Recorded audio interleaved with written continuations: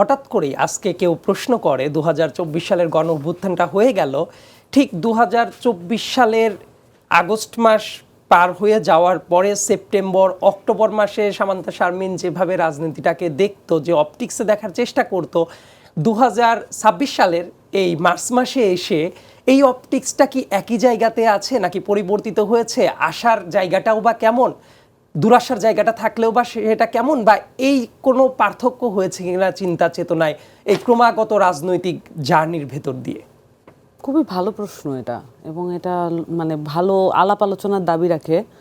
আমার কাছে মনে হয় যে অপটিক্স অনেকটাই পরিবর্তন হয়েছে, এবং আমার ব্যক্তিগত যে জার্নি, এটা দিয়ে বিচার করলে আসলে এটা বোঝা যাবে না। কারণ অনেকে দেখা গেছে বছরের পর বছর, যুগের পর যুগ একই বিষয় ধারণ করেন, একই মতবাদ, একই মতাদর্শ প্রিচ করেন।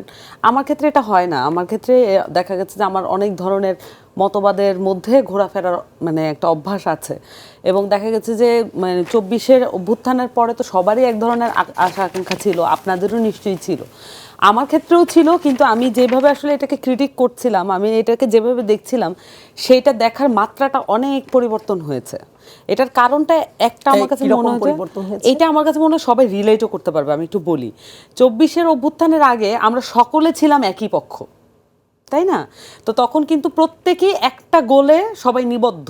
এটা শুধু হাসিনা চলে যাওয়া না, হাসিনার মধ্য দিয়ে মানে একটা ফ্যাসিবাদী সমাজ ব্যবস্থা, রাষ্ট্র ব্যবস্থা যাতে উৎখাত হয়, আমরা যাতে সহাবস্থান মেনটেন করতে পারি, এরকম একটা সোসাইটি আমরা চাচ্ছিলাম। কিন্তু আসলে যেটা ঘটেছে, আমরা নিজেদের মধ্যে ওই আলাপটা করার সুযোগ পাই নাই জালিম হটানোর সংগ্রামে নিজেদেরকে অ্যাক্টিভ রাখতে গিয়ে। কারণ আপনি যখন অনেক বেশি করবেন, যখন আপনি মাঠে অ্যাক্টিভ থাকবেন, আপনি চিন্তা করবেন কম, বলবেন বেশি, কাজ করবেন বেশি। ফলত যেটা হয় যে আপনি যেটা দেখতে পাচ্ছেন আপনার সামনে, এই মুহূর্তে একজনকে আমার সহযোদ্ধাকে ধরে নিয়ে গেছে, তাকে ছাড়িয়ে আনাটাই গুরুত্বপূর্ণ হয়ে ওঠে। কিন্তু আমার সহযোদ্ধার সাথে আমার যে মতাদর্শিক পার্থক্য আছে, সেই পার্থক্যগুলোকে মিনিমাইজ করে আনা, অথবা উভয় মতাদর্শকে একই সাথে নিয়ে আমরা সোসাইটিতে কিভাবে আমরা শান্তিপূর্ণ সহাবস্থানে যেতে পারি, কোনো এজেন্সি, কোনো এম্বাসির বা কোনো বুদ্ধিজীবীর কলকাঠিতে না নড়ে, এই জিনিসটা কিন্তু আমাদের প্র্যাকটিসের মধ্যে ছিল না। আমরা তখন প্রত্যেকটা উপায়ই কাজে লাগাতে চেয়েছি। তার মানে বুদ্ধিজীবীরা কি মিসগাইড করার চেষ্টা করেছে বা এমন কোনো কিছু? আমাদের এখানে পাবলিক ইন্টেলেকচুয়াল যারা, আর বাংলাদেশের জন্য এটা একটা দুর্ভাগ্যজনক পরিস্থিতি, আমাদের পাবলিক ইন্টেলেকচুয়ালরা সবসময় দেখা গেছে যে পাওয়ারের বিপক্ষে থাকে, কিন্তু তার পছন্দনীয় পাওয়ারে আসলে তার এক ধরনের চরিত্রের পরিবর্তন ঘটে যায়। এটা একটা বাংলাদেশের ট্র্যাজেডি। সো পাবলিক ইন্টেলেকচুয়ালের চরিত্র কেমন হওয়া উচিত, এটা নিয়ে একবিংশ শতাব্দীতে নানান ধরনের বক্তব্য কিন্তু আছে।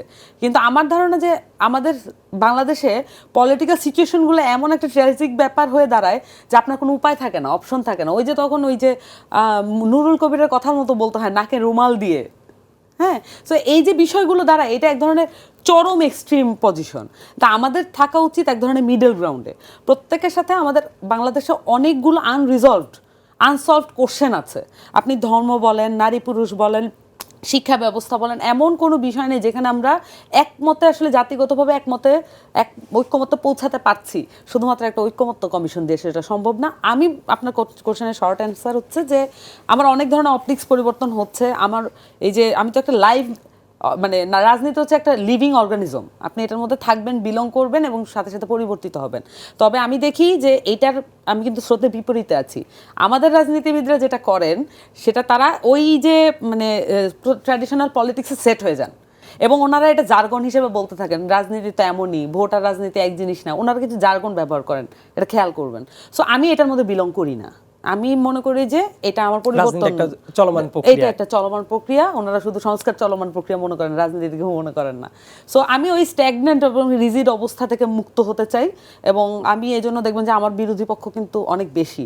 আমি আমার মানে সরকারি দল আছে, সেটা বিরোধিতা করতে হবে।